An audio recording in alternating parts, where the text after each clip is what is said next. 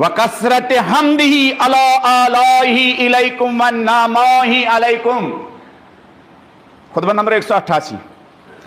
اور میری نصیحت ہے کثرت کے ساتھ خدا کی نعمتوں کا شکریہ ادا کرو، وہ نعمتیں مادی نعمتیں ہوں، وہ نعمتیں معنوی نعمتیں ہوں۔ بہت سارے لوگوں کے پاس مادی نعمتیں ہوتی ہے، بہت سارے لوگوں کے پاس مادی نعمتیں کم ہوتی ہے، لیکن معنوی نعمتوں سے ان کی زندگی لبریز ہوتی ہے۔ کسی کے یہاں مال زیادہ ہے، کسی کا یہاں مال زیادہ نہیں ہے، لیکن خدا نے ایک خدمت گزار اولاد عطا کی ہے۔ کسی کے یہاں بڑی گاڑی ہے، مادی نعمت ہے، کسی کے یہاں سائیکل بھی نہیں ہے، لیکن زندگی کا سکون خدا نے عطا کیا ہے۔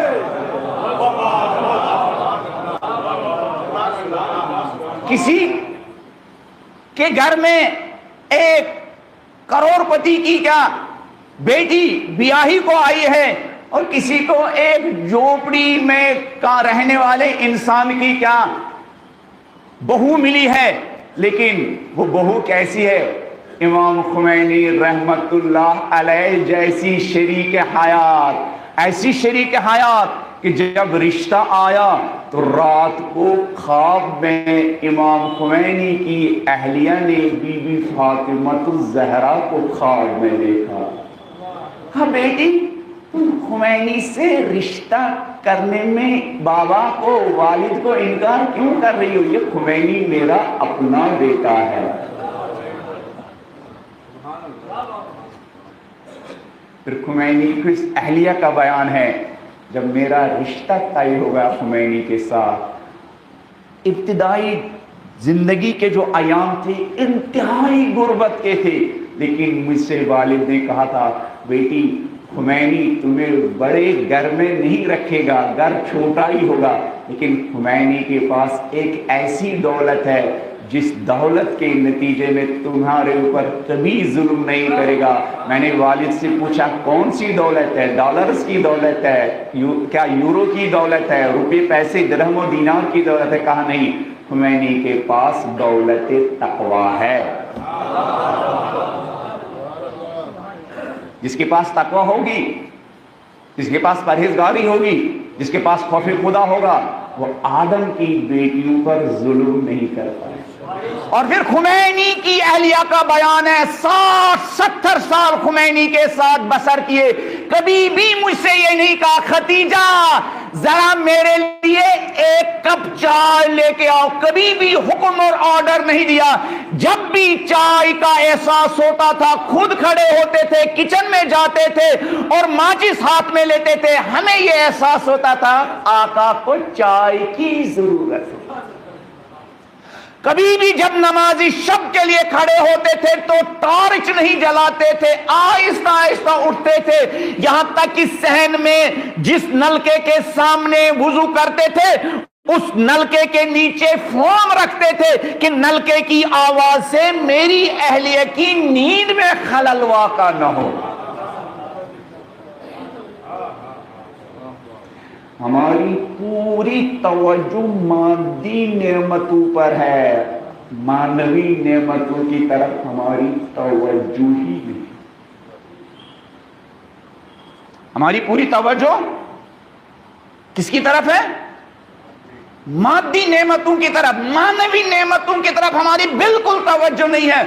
علامہ محمد حسین طباطبائی صاحب تفسیر المیزان اپنی زوجہ کے تشییع جنازہ میں پھوٹ پھوٹ کر رو رہے تھے، تو مجھ جیسے بولے بالے اسٹوڈنٹ ان کے پاس گئے، آقا آپ اتنے جلیل القدر ہستی ہیں، آپ عام لوگوں کی طرح کیوں روتے ہیں؟ ذرا آہستہ آہستہ روئیے۔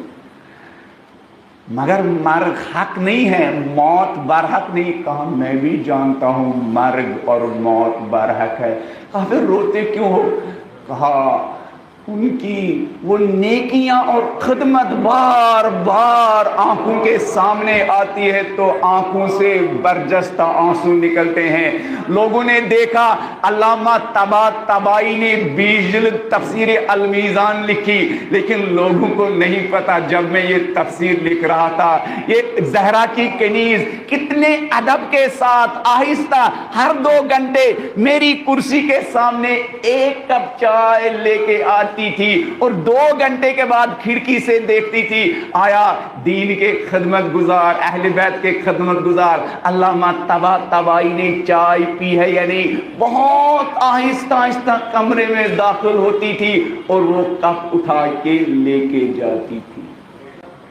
یہ کتنی بڑی نعمت ہے،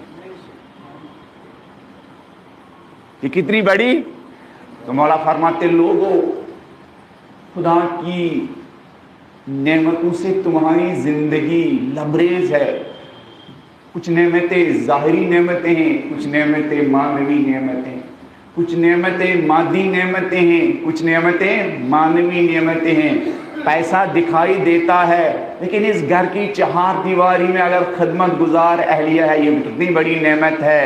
بیٹا بے روزگار ہے یا کم کماتا ہے لیکن صبح ماں باپ کے اٹھنے سے پہلے ہی ماں باپ کے کمرے کی طرف چکر مارتا ہے، دروازہ کھولتا ہے، میرے ماں باپ صحیح و سالم ہیں یا نہیں۔ رات کو سونے سے پہلے یہ بیٹا اپنے باپ کے کمرے میں جاتا ہے، ممی کچھ چاہیے تو نہیں، بابا کچھ چاہیے تو نہیں، بابا اگر رات میں کوئی تکلیف ہو تو مجھے جگا دیجیے گا یا نہیں۔ اگر رات کو بیٹے کو ماں اور باپ کے کمرے سے کھانسنے کی آواز آ جائے، تھوڑا سا چلانے کی آواز آ جائے اور یہ بیٹا اٹھ جائے اور اہلیہ پوچھے کہاں جا رہی ہو، میری ماں اور ڈیڈی کے پلنگ سے کھانسنے کی آواز آئی، ذرا میں پوچھوں اس ماں کی حالت ٹھیک ہے تو نہیں، ذرا میں پوچھوں باپ کی حالت ٹھیک ہے یا نہیں۔ اگر کسی گھر میں بیٹا ہے، جوان ہے، کماتا کم ہی ہے لیکن اس احساس اور اس ادب کے ساتھ زندگی گزارتا ہے،